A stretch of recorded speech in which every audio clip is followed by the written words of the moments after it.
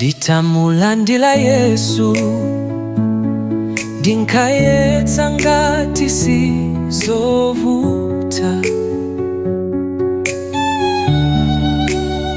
kukhala mkhilisitu ndinkati ndizopweka koma tulero ndazindikira njira imulimi ngazochuluka pandeka sindita kuchilimika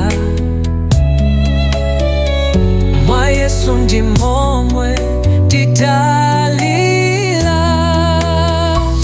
Iyi ndi nkhondo, iyi ndi nkhondo, palibe mtendere apa. Iyi ndi nkhondo, Satana safuna olapa. Iyi ndi nkhondo, thandizeni Mbuye kumenya nkhondo.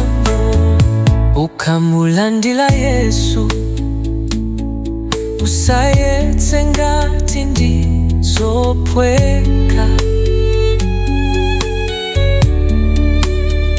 kulibe kupulumuka mumtendele monka koma tulero ndazindikira